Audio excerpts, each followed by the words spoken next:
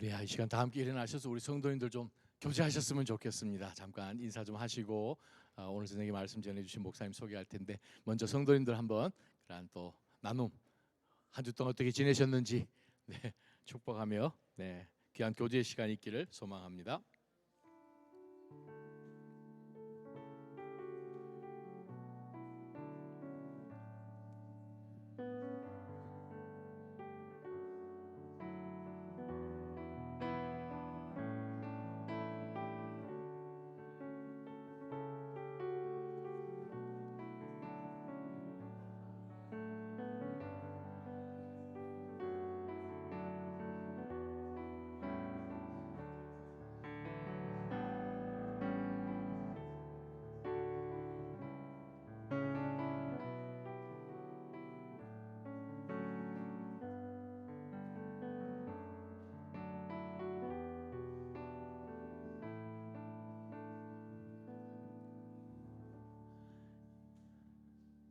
한 주 동안 잘 지내셨습니까? 저는 여러분 기도 덕분에 오늘 아침 여기에 잘 도착했습니다. 거기에 참석하셨던 많은 선배 목사님 말씀을 들어보니까 이번 39회 미주 고신 이 총회가 가장 빡셨다고 합니다. 새벽기도, 저는 새벽기도 2번 다 안 갔습니다. 시차가 3시간 있고 마치는 모든 시간이 거의 11시, 여기에 새벽 2시, 2시 반 이렇게 돼서 끝나고 이제 돌아오다 보니까 숙소에 돌아오니 거의 새벽 3시 돼서 몸이 견뎌내지를 못하는 거예요. 그래서 그냥 양해를 구하고 이틀 동안 저는 새벽기도 땡땡이 쳤습니다. 6시 반에 새벽기도를 하는데 7시 반 식사 끝내고 또 8시부터 회의를 하는 거예요. 그래서 8시부터 저녁 10시까지 계속 그걸 그냥 사흘 동안 했더니 폴 전도사님 저보다 하루 일찍 왔는데 지금 뻗었습니다. 그래서 오늘 저녁에 못 오셨는데 우리 폴 강도사님 참 은혜롭게 잘 통과되어서 8분의 전도사님들이 강도사 인허 받고 강도사 증도 다 받고 이제 여러분들이 폴 전도사님 아니라 폴 강도사님이라고 부르셔야 됩니다. 정말 떨어지기도 많이 하는 그러한 시험인데 다들 8분 다 무사히 잘 통과되어서 정말 그것도 감사하고, 각 노회별로 이제 시간들이 좀 다르긴 한데 저희도 내년 4월 봄 노회 때 목사 안수를 받게 될 것입니다. 그래서 여러분께서 이번 주일 강도사님 오시면 축하 많이 해주시면 좋겠습니다. 오늘 저녁에 주신 하나님의 말씀이 마가복음 8장 14절부터 21절까지 말씀입니다. 함께 일어나셔서 하나님의 말씀 함께 받기를 원합니다. 마가복음 8장 14절에서 21절까지 말씀, 제자들은 시작. 제자들은 깜빡 잊고 빵을 가져가지 않았습니다. 그들이 가진 것이라고는 배 안에 있던 빵 1개뿐이었습니다. 예수께서 제자들에게 경고하셨습니다. 조심하라. 바리새인 사람들의 누룩과 헤롯의 누룩을 주의하라. 제자들은 이 말씀을 두고 서로 수군거렸습니다. 우리에게 빵이 없어서 그러시나 보다. 그들이 수군거리는 것을 다 아시고 예수께서 말씀하셨습니다. 왜 빵이 없는 것을 두고 말하느냐? 너희가 아직도 알지 못하고 아직도 깨닫지 못하느냐? 너희 마음이 문드러졌느냐? 너희가 눈이 있어도 보지 못하고 귀가 있어도 듣지 못하느냐? 기억하지 못하느냐? 내가 빵 5개를 5,000명에게 먹여 주었을 때 남은 조각을 몇 바구니나 거두었느냐? 그들이 대답했습니다. 12바구니였습니다. 내가 빵 7개를 4,000명에게 떼어 주었을 때는 남은 조각을 몇 바구니나 거두었느냐? 그들이 대답했습니다. 7바구니였습니다. 그러자 예수께서 말씀하셨습니다. 너희가 아직도 깨닫지 못하느냐? 아멘. 자리에 앉아주시기 바랍니다. 오늘 저녁에 제가 말씀을 부탁한 우리 목사님 김혜성 목사님이신데, 이번 10월 중후반부터 저희 교회에 또 부교육자로 섬기게 되실 것입니다. 이번 주일날 다시금 성도님들께 인사를 드릴 텐데, 제가 이 목사님의 설교도 제가 사실은 못 들어봤는데 소문을 많이 들었습니다. 목사님이 부산 수영로교회 출신이시거든요. 그래서 부산에는 또 누가 어떻게 계시는데 나중에 목사님은 직접 들으시고 저희 교회가 감사한 것은 고른카놀에서 아주 참 좋은 명성이 있어 또 여러 이 신학 하러 또 오시는 그러한 전도사님, 강로사님, 목사님들이 참 좋게 여기는 그러한 교회여서 그것도 참 감사하고요. 먼저 저희 교회에 오셔서 이렇게 또 섬길 수 있는 그러한 기회로 하나님이 연결해 주셔서 얼마나 감사한지 모르겠습니다. 부산 수영로 교회에서 이제 차세대 사역을 오래 하신 그러한 아주 베테랑 목사님이십니다. 이번 골든 카운월의 THM으로 오셨는데 오늘 저녁에 하나님의 말씀으로 많은 위로가 또 도전이 있기를 주님의 이름으로 축원합니다. 우리 목사님 나오실 때 한번 박수로 한번 환영해 주십시오.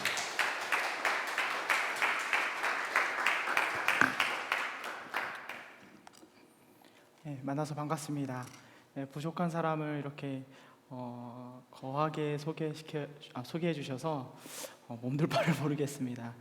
나자임 교회 이름처럼 저 역시 하나님 앞에서 낮아지고 또 하나님의 영광만 드러내는 그러한 교회가 되도록 하겠습니다. 오늘 말씀 제목은 빵 하나면 충분합니다 라는 말씀입니다. 어느 날 조카 악마가 삼촌 악마에게 물었습니다. 삼촌, 그리스도인들을 무너뜨릴 가장 확실한 방법이 무엇인가요? 그러자 삼촌 악마는 한치의 망설임도 없이 조카 악마에게 이렇게 대답했습니다. 사랑하는 나의 조카 악마 우드야. 이제 조카 이름이 우드입니다. 네가 유혹하려는 사람들은 순전히 기독교적, 그러니까 예수님에게 푹 빠져 있다는 게 문제야. 그들의 관심사는 다 다르겠지만 그 사람들을 서로 연결하는 끈은 여전히 예수님만을 사랑하는 믿음이지. 그러면 우리는 어떻게 그들을 넘어뜨릴 수 있을까? 바로 예수님 한 분만으로 충분하지 않다는 생각을 심는 거야. 이 생각을 심는 방법은 아주 쉬워. 예를 들어서 기독교와 성공, 기독교와 심리, 기독교와 미술, 기독교와 물질, 이런 식으로 기독교에 무엇인가 하나씩만 더 덧붙이면 돼. 그 사람들이 그리스도인이 될 수밖에 없다면 예수님만을 사랑하는 마음을 무너뜨리면 되는 거야. 그들이 그리스도인이 될 수밖에 없다면 적어도 서로 다른 것을 원하는 그리스도인이 되게 하는 거야. 이 이야기는 우리가 잘 알고 있는 기독교 소설 스크루테이프의 편지라는 책의 일부입니다. 이해를 돕기 위해 약간의 각색은 했지만 이 책에서 삼촌 악마인 스크루테이프는 조카 악마이자 견습 악마인 우드에게 그리스도인들을 넘어뜨리기 위한 탁월한 비법을 말해주고 있습니다. 이 책에는 수십 가지의 조언들이 있는데 수많은 내용의 편지들 중 우리들의 시선을 빼앗는 편지는 단연코 오늘 제가 읽어드린 이 편지의 내용일 것입니다. 예수님만 사랑하는 마음에 무엇인가 하나씩만 덧붙여라고 말하는 마귀의 전략은 그 속삭임에는 힘이 있습니다. 확신에 찬 마귀의 전략은 꽤나 그럴싸해 보이죠. 왜냐하면 오늘 우리가 읽은 마가복음의 말씀만 봐도 이 전략은 오늘날의 그리스도인들, 특히 이 자리에 앉아있는 우리들을 쓰러뜨리기에 충분해 보이기 때문입니다. 14절의 말씀을 한 번 더 살펴볼까요? 14절 말씀입니다. 제자들은 깜빡 잊고 빵을 가져가지 않았습니다. 그들이 가진 것이라곤 배 안에 있던 빵 한 개뿐이었습니다. 마가복음 8장의 내용은 배 위에서 펼쳐지고 있는 사건입니다. 작은 무대처럼 보이지만 그곳은 매우 특별한 공간이었습니다. 왜냐하면 물 위에서 떠나온 예수님께서는 항상 제자들에게 무엇인가 더 특별한 것을 가르쳐주곤 하셨기 때문입니다. 오늘도 예수님께서는 제자들에게 더 깊고 더 특별한 것을 가르쳐주고 싶어 하십니다. 예수님께서는 제자들과 함께 배 위에 계셨죠. 그리고 제자들에게 이렇게 말씀하셨습니다. 얘들아, 바리새인들의 누룩과 헤롯의 누룩을 주의해라.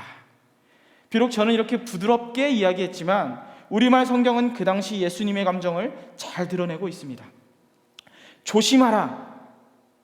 느낌표. 바리새파 사람들의 누룩과 헤롯의 누룩을 주의하라. 헬라어 성경에도 두 개의 명령이 등장합니다. 두 번이나 명령을 하셨다는 거죠.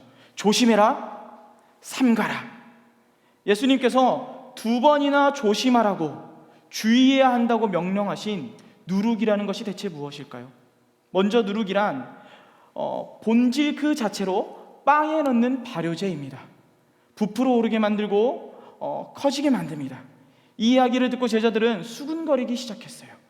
우리에겐 빵이 없는데 왜 조심하라고 하시지? 먹을 빵이 없는데. 좁은 배 위에서 제자들은 노골적으로 수군거리기 시작했습니다. 16절 말씀에 그들의 수군거림이 나와 있습니다. 제자들은 이 말씀을 두고 서로 수군거렸습니다. 우리에게 빵이 없어서 그러시나 보다. 빵이 없는 것을 뻔히 알면서 누룩을 주의하라고 말씀하시는 예수님의 말씀이 이상하게 생각되었기 때문입니다. 제자들은 예수님께서 뭔가 실수하고 계시다고 생각을 했습니다. 그래서 노골적으로 그 좁은 배 안에서 예수님이 들으라는 듯이 수군거리기 시작했습니다.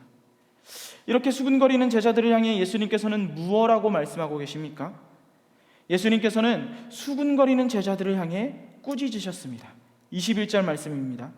너희가 아직도 깨닫지 못하느냐? 정황상 예수님의 꾸짖음은 우리를 당황스럽게 만듭니다. 제자들의 심정을 헤아려 보면 상당히 억울했을 것 같아요. 아마 제가 제자 중에 한 명이었어도 많이 억울했을 것 같습니다. 오늘 말씀에 나타난 상황만 보면 예수님께서 분명 뭔가 착각을 하고 계신 게 분명합니다. 제자들은 빵 가져오는 것을 잊었습니다. 왜냐하면 배에 타기 전에 이미 그들은 배가 부를 정도로 충분히 빵을 먹었기 때문이죠. 하지만 예수님께서는 빵이 없는 그들을 향해 말씀하셨습니다. 누룩을 주의해라. 누룩을 조심해라. 빵에 넣는 누룩을 주의하라고 말씀하셨습니다. 그것을 주의해야 한다고 말씀하셨어요. 제자들은 있는 사실 그대로 우리에게 빵이 없는데 왜 누룩을 주의하라고 하시는 거지? 수군거렸습니다. 그냥 있는 사실을 서술했을 뿐입니다. 그런데 예수님께서는 그런 제자들을 꾸짖으셨어요. 자기들이 가지고 있는 빵이 없어서 정말로 없다고 말한 것뿐인데 예수님은 그런 제자들을 혼내고 계십니다. 대체 왜 그러셨을까요? 예수님께서는 대체 왜 제자들을 지금 혼내고 계십니까? 제자들은 억울합니다. 대체 왜 혼나고 있습니까? 그 이유를 알려면 오늘 이 배에 오르기 전의 사건을 한번 살펴봐야 합니다. 본문을 잠시 옆으로 두고 우리의 눈과 마음을 바로 앞 사건에 한번 빼앗겨 보겠습니다. 배 위에 펼쳐진 오늘의 이야기가 나오기 전 예수님과 제자들에게 어떤 일이 있었습니까? 마가복음 8장 2절에서 6절은 우리가 잘 알고 있는 하나의 사건을 이야기해주고 있습니다. 저들이 나와 함께 있은 지 벌써 3일이 지나는데 먹을 것이라고는 없으니 참 불쌍하다. 멀리서 온 사람도 있으니 굶겨 보냈다가는 가다가 도중에 쓰러질 것이다. 제자들이 말했습니다. 하지만 이렇게 빈들에서 이 사람들을 다 먹일 만한 빵을 어디서 구하겠습니까? 예수께서 물으셨습니다. 너에게 빵이 얼마나 있느냐? 제자들이 대답했습니다. 7개입니다. 예수께서 사람들에게 땅에 앉으라고 말씀하셨습니다. 그러고는 빵 7개를 가지고 감사 기도를 드린 후 떼어 제자들에게 주면서 사람들 앞에 가져다 두라고 하셨습니다. 그래서 제자들은 그렇게 했습니다. 칠병이어의 사건입니다. 빈들이라고 표현된 곳은 실제로 광야를 의미합니다. 광야라는 장소에서 4,000명이 넘는 사람들이 며칠 동안이나 제대로 먹지 못하고 예수님의 가르침을 듣고 있었죠. 그때 예수님께서는 먹을 것이 없어서 배고파하는 무리들을 보며 불쌍히 여기셨고 이렇게 말씀하셨습니다. 2절입니다. 저들이 나와 함께 있은 지 벌써 3일이 지났는데 먹을 것이라고는 없으니 참 불쌍하다. 이 사건 속에서도 제자들은 지극히 당연한 대답을 했습니다. 아마 그 상황에 저였어도 이렇게 이야기했을 것 같아요. 제자들이 말했습니다. 4절입니다. 하지만 이렇게 빈들에서 이 사람들을 다 먹일 만한 빵을 어디서 구하겠습니까? 여기서 빈들은 광야입니다. 불가능하다는 것이죠. 예수님께서 4,000명이 넘는 사람들을 사랑하시는 것도 알겠고 예수님께서 그 무리들에게 먹을 것을 나누어 주고 싶어 하시고 그리고 그들을 불쌍히 여기시는 것도 알겠는데 현실적으로 불가능한 일이란 것입니다. 장정만 4,000명이니까 아마도 더 많은 숫자였을 거예요. 한 발 양보해서 남자만 모였다 쳐도 4,000명뿐이었다라고 생각해도 그들을 한순간에 먹이는 건 실현 불가능한 이야기였습니다. 왜냐하면 그곳은 광야였기 때문입니다. 광야가 아니더라도 4,000명을 먹이는 것은 쉬운 일이 아닙니다. 4인분 밥하는 것도 힘든데 그렇죠? 4인분 밥하는 것도 너무 힘든데 4,000명을 먹이려면 얼마나 많은 음식과 인력이 필요하겠습니까? 그곳에는 상점도 없었고 오로지 배고픈 무리들만 있었습니다. 하지만 그때 예수님께서 빵 7개와 생선 2마리를 받아 기도하시고 4,000명이 넘는 사람들을 먹이셨습니다. 기적을 보여주신 것이죠. 우리는 이 말씀을 보며 한 가지 착각을 하곤 합니다. 이 말씀이 마치 예수님의 능력을 강조하고 있다고 착각을 해요. 오병이어든 칠병이어든 예수님의 기적이 나타나는 말씀 속에서 우리는 자주 예수님의 능력에만 집중합니다. 능력을 드러내는 말씀이기도 하지만 우리는 간혹 능력에만 집중합니다. 하지만 칠병이어라는 놀라운 사건에는 한 가지 의도가 숨겨져 있습니다. 광야에서 4,000명이 넘는 사람들을 빵으로 배부르게 하신 일, 이 사건을 통해서 예수님께서는 능력이 아니라 한 가지의 진리를 가르쳐 주고 싶어 하셨습니다. 이 진리는 단연코 예수님께서 보여주신 능력보다 더 중요한 진리입니다. 능력보다 더 중요한 진리, 이것이 무엇일까요? 말씀을 살펴보겠습니다. 칠병이어 사건에는 3개의 핵심 장면이 있습니다. 혹시 한번 찾아보시겠습니까? 힌트를 드리면 장소, 등장인물, 그리고 해결책입니다. 장소, 등장인물의 태도, 그리고 해결책입니다. 한번 살펴보겠습니다. 장소, 광야였습니다. 등장인물들의 태도, 어디서 빵을 얻어요? 어떻게 배부르게 할 수 있습니까? 라는 제자들의 수군거림, 불평이겠죠. 그리고 해결책, 빵입니다. 광야, 불평, 빵. 광야, 불평, 빵. 이 3가지의 구성 요소는 우리에게 무엇인가를 떠오르게 만듭니다. 떠오르시죠? 한 사건이 떠오릅니다. 구약의 한 사건이 우리 마음에 떠오를 거예요. 구약에도 비슷한 사건이 있었습니다. 이집트에서 구출된 이스라엘 백성들이 광야에서 광야 생활을 할 때 배가 고파진 이스라엘 사람들은 모세에게 투덜거렸습니다. 배가 고프다. 이 광야에서 우리를 굶겨 죽이려고 하냐? 마치 마가복음 속의 제자들처럼 투덜거렸습니다. 배부르게 할 수 없다는 것이죠. 그러자 하나님께서는 어떻게 하셨습니까? 만나라는 빵을 주셨어요. 이 빵은 간식이 아니라 주식이었습니다. 생명의 빵이 아니라 생존의 빵이었어요. 배부르기 위해 먹는 음식이 아니라 먹지 않으면 죽는 빵이었습니다. 그래서 주시면 살고 주시지 않으면 죽는 겁니다. 살고 죽는 것이 이 빵 하나에 달려 있었습니다. 먹으면 살고 먹지 않으면 죽는 것이죠. 구약의 이스라엘 사람들은 이 빵을 먹어야만 살 수 있었습니다. 그래서 광야에서 빵은 그들에게 곧 생명이었고 생존이었습니다. 한마디로 예수님께서는 구약의 한 사건을 드라마처럼 재현하고 계시는 거예요. 마치 리메이크 영화처럼 예수님께서는 구약의 한 장면을 의도적으로 리메이크하고 계십니다. 다들 아시고 계시겠지만 리메이크된 작품은 원작보다 더 좋은 화질, 더 좋은 사운드로 업그레이드 되는 것처럼 예수님께서는 구약의 만나 사건을 더 선명하게, 더 분명하게 반복 재생하고 계십니다. 먹을 것이 없는 광야, 허기진 이스라엘 백성들, 제자들의 불평이라는 준비된 무대 속에서 예수님께서는 빵을 나누어 주며 과거의 한 사건을 떠오르게 하십니다. 빵을 받아 먹는 사람들이 대부분 유대인이었다는 것도 우리가 주목해 볼 점입니다. 이것이 대체 무엇을 의미합니까? 그들 역시 구약의 사건을 떠올릴 수밖에 없었다는 것을 의미합니다. 그들은 어렸을 때부터 귀가 닳도록 구약의 이야기를 들어왔습니다.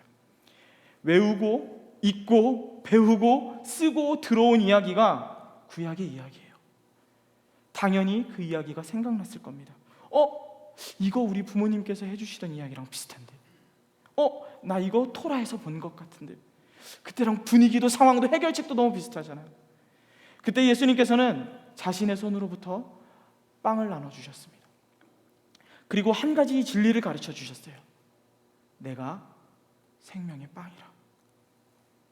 요한복음의 저자는 이와 비슷한 사건에서 예수님의 의도를 더욱더 노골적으로 증명해주고 있습니다. 요한복음 6장 51절입니다. 나는 하늘에서 내려온 살아있는 빵이다. 예수님께서 비슷한 사건을 하시고 의도적으로 그 진리를 언급하셨습니다. 나는 하늘에서 내려온 살아있는 빵이다. 누구든지 이 빵을 먹는 사람은 영원히 살 것이다. 내가 줄 빵은 곧 세상의 생명을 위해 주는 내 살이다. 예수님께서는 자신이 곧 생명의 빵임을 분명하게 말씀하셨습니다. 구약의 그 빵처럼 내가 너희들의 생명의 빵이야 라는 것을 알려주셨습니다. 먹어도 되고 안 먹어도 되고가 아니라 먹어야만 살 수 있는 생명의 빵이 바로 예수 그리스도 자신이라는 것을 분명하게 드러내 주셨어요. 이스라엘 조상들이 광야에서 먹어야만 살 수 있었던 것처럼, 먹어야만 살 수 있었던 그 하늘의 만나처럼 하늘에서 내려온 생명의 빵인 나 예수 그리스도만이 너희를 살릴 수 있다고 가르쳐 주신 것입니다. 예수 그리스도를 통해서만이 우리가 살 수 있다는 진리를 가르쳐 주신 것이죠. 광야에서, 빈들에서 빵을 먹여주시며 진짜 생명의 빵으로 오신 예수 그리스도의 이름을 알려주신 것입니다. 그분이 누구인지, 우리를 위해 무엇을 하실 것인지를 오늘 이 칠병이어의 사건을 통해서 가르쳐 주셨어요. 능력보다 중요한 진리가 바로 이것입니다. 예수님께서 보여주신 능력보다 중요한 진리가 바로 예수님이 누구신지, 그리고 우리를 위해 무엇을 하실 것인지, 그 진리입니다. 이제 다시 본문으로 돌아오겠습니다. 이 일이 있고 난 바로 뒤에 예수님은 배 위에서 제자들에게 이렇게 말씀하셨습니다. 15절입니다. 누룩을 주의하라. 그렇다면 누룩은 무엇을 의미하고 있습니까? 성경에 등장하는 누룩은 보통, 전부는 아니지만 보통 부정적인 것들과 연결되어집니다. 실제로 율법을 보면 하나님께 드리는 소제물, 그러니까 태워서 화제로 드리는 제물 중에서 이 누룩은 엄격하게 금지된 품목이었습니다. 왜냐하면 발효라는 것 자체가 본질에서 바뀌는 것으로 하나님께서 말씀하셨기 때문이죠. 하나님께서는 본질 그 자체를 원하시는데 누룩을 넣으면 본질이 바뀌어버리니까 누룩이 섞여 있는 것은 금지하셨습니다. 그래서 누룩은 죄를 상징하고 있습니다. 누룩이 부정적으로 사용될 때 누룩은 언제나 죄, 타락, 위선적인 삶과 연결되어져 있습니다. 성경은 죄, 타락, 위선적인 삶을 종종 누룩과 연결지어서 비유하고 있습니다. 그리고 이 모든 죄, 타락, 위선적인 삶, 이 모든 것들의 뿌리는 언제나 나 자신을 섬기는 우상 숭배와 연결되어져 있습니다. 다른 것을 섬기는 게 아니라 나 자신을 섬기는 우상 숭배와 연결되어져 있습니다. 그리고 모든 죄의 뿌리는 반드시 나라는 우상에서 시작됩니다. 그리고 우상 숭배는 곧 하나님으로부터의 독립선언, 하나님 없이 살고 싶어하는 독립선언입니다. 예수님께서 주의하라고 하신 바리새인들의 누룩이 무엇입니까? 외식입니다. 그들은 열심히 기도하고 열심히 말씀도 읽고 때로는 규칙적인 금식 생활을 자발적으로 수행하기도 했습니다. 절기와 안식일에는 율법을 준수하고 하나님의 말씀을 가까이 하기도 하였습니다. 하지만 이 모든 것들은 우상 숭배였죠. 겉모습만, 겉모양만 하나님과 연관이 되어져 있을 뿐 그들이 행했던 모든 금식과 열심은 대개 모두 자기 자신을 향해, 자기 자신을 위해 존재했습니다. 바리새인들은 스스로를 구별된 자라고 말하며 스스로를 바리새인이라고 말했지만 실제로 바리새인이라는 말은 종종 조롱의 의미로 더 많이 사용되었습니다. 스스로 바리새인이라고 언급하기보다 이스라엘 사람들이 자신들의 이익을 위해서는 언제나 권력과 결탁하는 바리새인들을 보며 그래 너희들은 우리랑 구별된 사람들이지라고 조롱하기 위해서 바리새파라고 조롱하며 불렀습니다. 네. 자신의 신분, 바리새인으로서 주어지는 삶의 평안과 사회적 인식, 그리고 주어지는 모든 만족들을 위해 그들은 기꺼이 그러한 열심을 이를 악물고 참아냈어요. 설령 하나님을 향한 마음이 없다 할지라도 자신들을 위해서 말이죠. 잘못된 열심의 뿌리에는 언제나 나라고 불리는 우상 숭배가 자리 잡고 있습니다. 그래서 그들은 예수 그리스도가 하나님의 아들이라는 수많은 증거 속에서도 예수 그리스도를 인정하지 않기로 결정했습니다. 왜 그럴까요? 예수님이 하나님의 아들인 것은 그들에게 중요한 문제가 아니었기 때문이에요. 역사 속에서 알렉산드리아라는 여왕이 바리새인들에게 일부분의 권력을 주자 바리새인들이 폭군 정치를 했던 알렉산더 왕을 찬양하는 연설을 한 적이 있었습니다. 그렇기 때문에 만약 그들은 자신들의 신분과 삶, 인식 풍요로움이 예수님을 통해 유지되고 높아진다면 그들은 기꺼이 예수님을 메시아라고 불렀을 거예요. 하지만 바리새인들은 여전히 자신들의 삶이 옳다고 인정받아야 했기 때문에 자신들의 모든 태도를 부정하고 있는 예수님을 기꺼이 배척하기로 결정한 것입니다. 그렇다면 헤롯의 누룩은 무엇입니까? 그 누룩은 고린도전서에 나와 있는 누룩입니다. 죄악된 삶을 의미합니다. 죄악된 삶 역시 나 자신을 섬기는 우상 숭배입니다. 나 자신이 삶의 중심이 되어서 예수님을 밀어내고 내 삶의 주인이 되어서 주도권을 내가 잡는 것이 죄의 삶이자 곧 우상 숭배인 것이죠. 우리는 간혹 변명합니다. 마귀에게 속아서 또 죄를 지었네.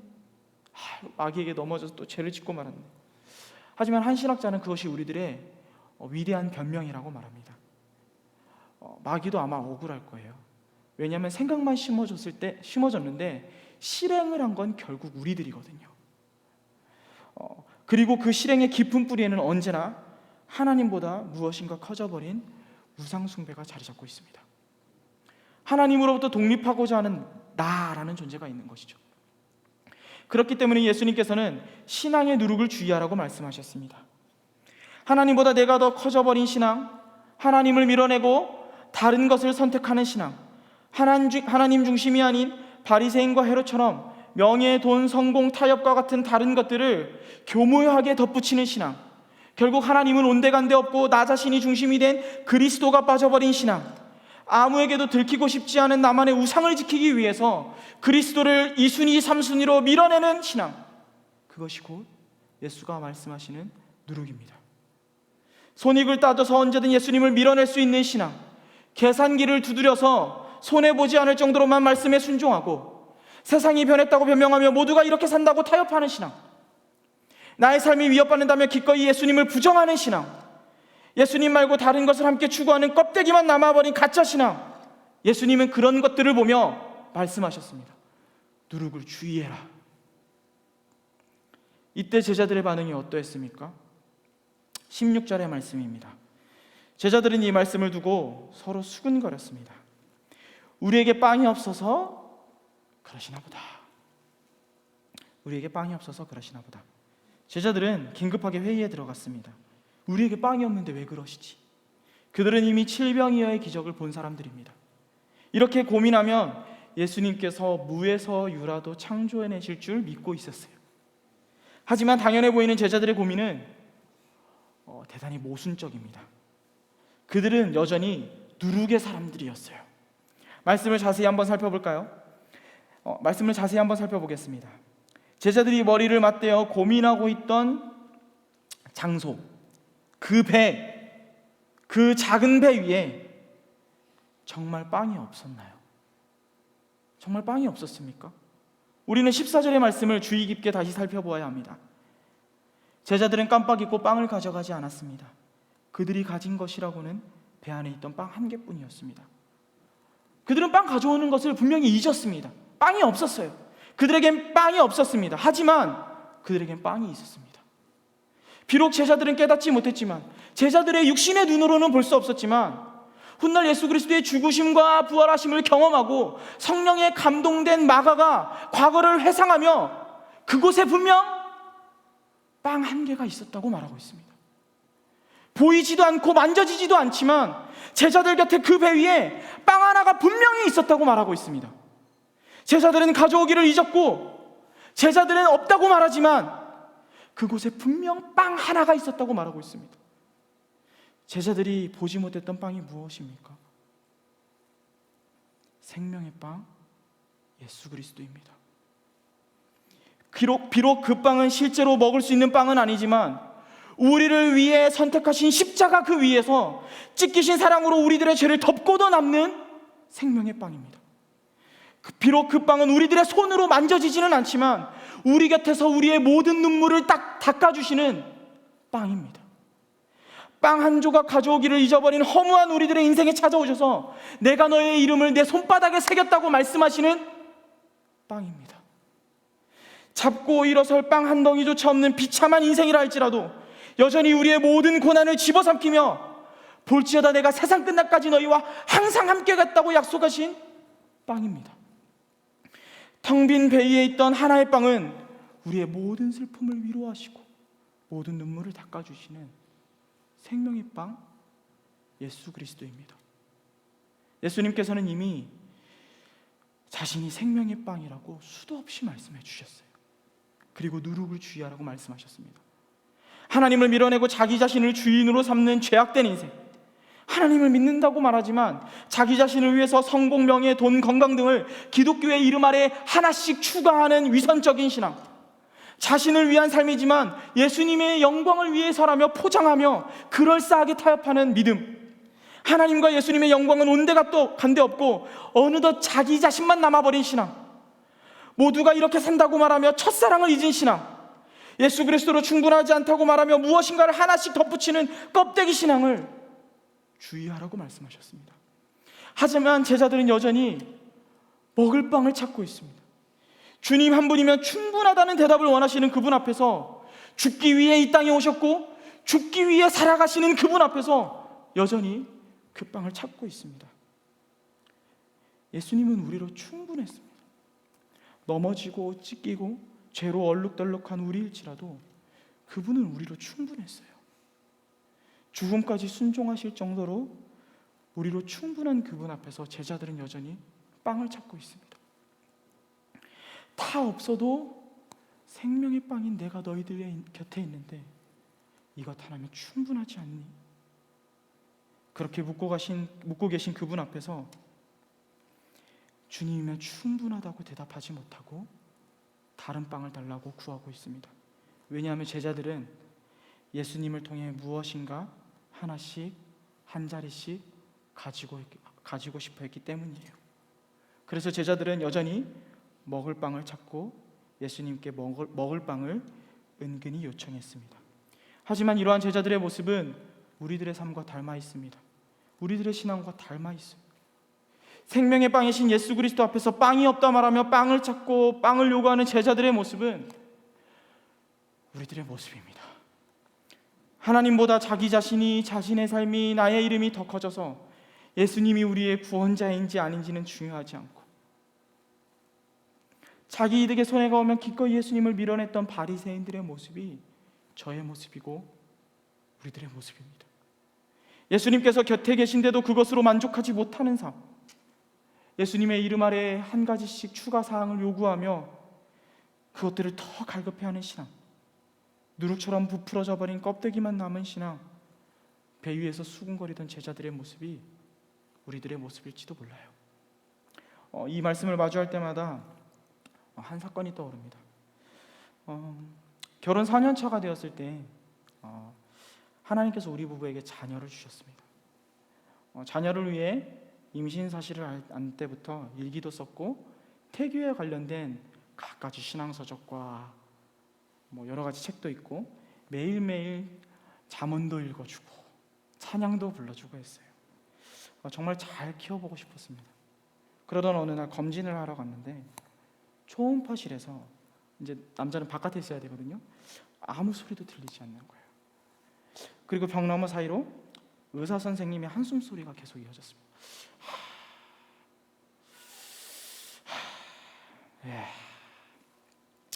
아내가 나왔고 의자에 앉자마자 아이처럼 울기 시작했어요. 의사 선생님께서 심장 소리가 들리지 않으니까 지금 바로 꺼내야겠다고. 아무 말도 할 수가 없었습니다. 사역을 하며 많은 성도님들을 위로해왔고 믿음으로 이겨내야 된다고 격려했지만 막상 제 일이 되니까 아무것도 할 수 없었어요. 이 아이처럼 울고 있는 아내의 등을 토닥이며 의사 선생님에게 한 주만 기회를 달라고 했습니다. 기도가 필요했거든요. 기도가 필요해서 한 주만 기회를 달라고 했습니다. 그때 아내와 함께 새벽 예배를 함께 이제 같이 앉아서 좀 배려를 받고 뒤에서 예배를 드렸는데, 그런데 오늘 이 본문이 자꾸 제 마음에 부딪히는 거예요. 이 말씀이 제게 이렇게 묻는 겁니다. 나 하나로 충분하니?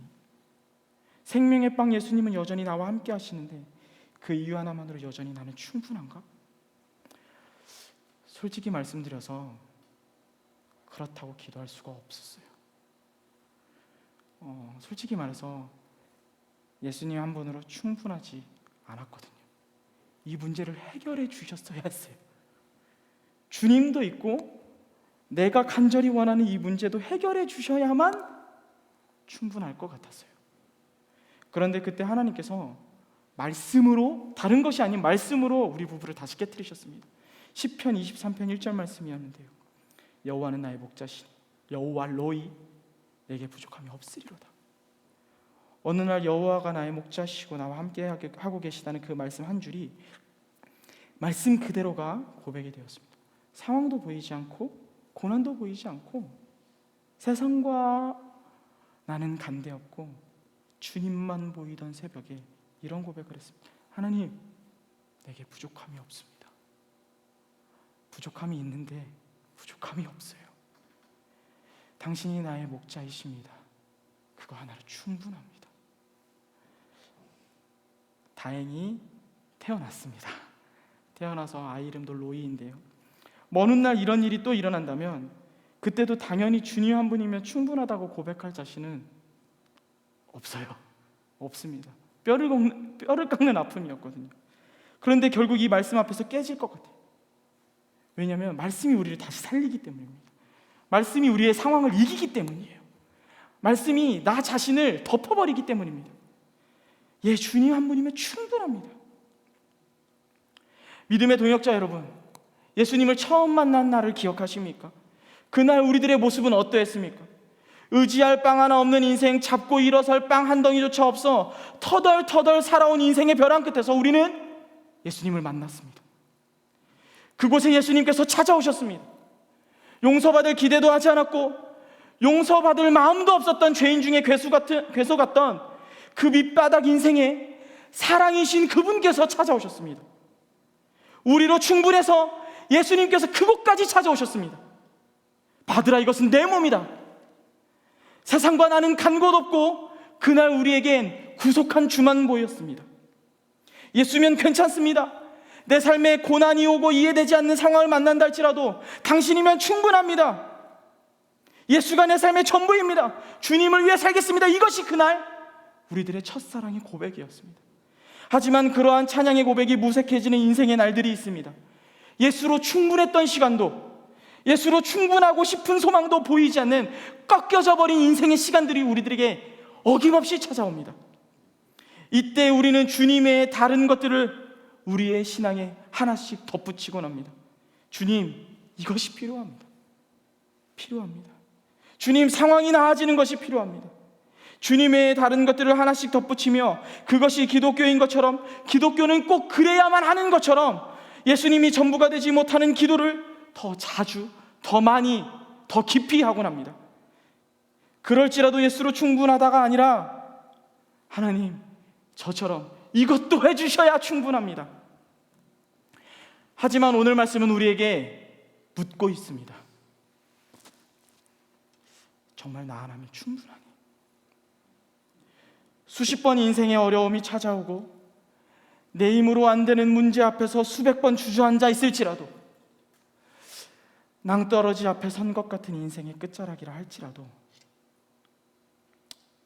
그곳에 여전히, 넘어진 그 자리에 여전히 영원히 사라지지 않는 생명의 빵이 우리와 함께하고 계십니다. 우리의 인생이 작은 배같이 텅 빈 인생이라 할지라도 그 빵은 우리 눈에 보이지 않지만 우리 곁에서 가장 가까이에서, 우리의 가장 밑바닥에서조차 내가 너를 영원히 떠나지 않을 거라 약속하시며 우리와 함께 하시는 예수님이십니다. 믿음의 동역자 여러분, 자랑거리가 없고 물질이 없고 날 인정해주는 사람 하나 없고 좋은 자녀, 좋은 환경이 없어도 남들과 우리들의 인생이 비교가 되고 내 인생이 내 계획만큼 흘러가지 않고 다른 사람에게 말 못할 삶의 문제가 있고 죄악으로 물들어 있고 아프고 외롭고 힘들고 상황은 나아지지 않는다 할지라도 우리 곁에는 여전히 생명의 빵이신 예수 그리스도가 함께하고 계십니다. 눈물의 밤을 지새우며 드렸던 기도의 간구들이 내가 예상했던 것과는 전혀 다르게 흘러가도 우리들의 자녀들이 내 기도만큼 따라오지 않는다 할지라도 생명의 빵이신 예수님은 여전히 우리와 함께하고 계십니다. 그분은 말씀하십니다. 세상 끝날까지 내가 너희와 항상 함께할 것이다. 내가 너희를 고아와 같이 버려두지 않을 것이다. 어미는 너를 잊어도 내가 내 손바닥에 너희를 새겼다. 이 말씀이 여전히 우리에게 묻고 있습니다. 예수 그리스도 한 분이면 충분하십니까? 예, 우리는 주님이면 충분합니다. 십자가를 선택하실 만큼 그분이 우리 하나로 충분하셨던 것처럼 우리의 삶도 예수님이면 충분합니다. 믿음의 동역자 여러분, 예수님 한 분으로 충분한 사람, 그 사람이 그리스도인입니다.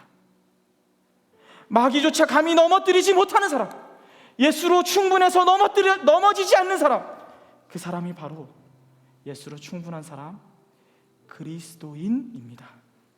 그 빵을 바라봅시다. 그 빵을 매일 먹으며 살아갑시다. 우리를 위해 죽음을 참으시고 생명의 빵이 되신 예수 그리스도, 다른 것이 아니라 예수님 한 분으로 충분하다는 고백을 하며 살아갑시다. 예수님, 다른 것이 없어도 괜찮습니다.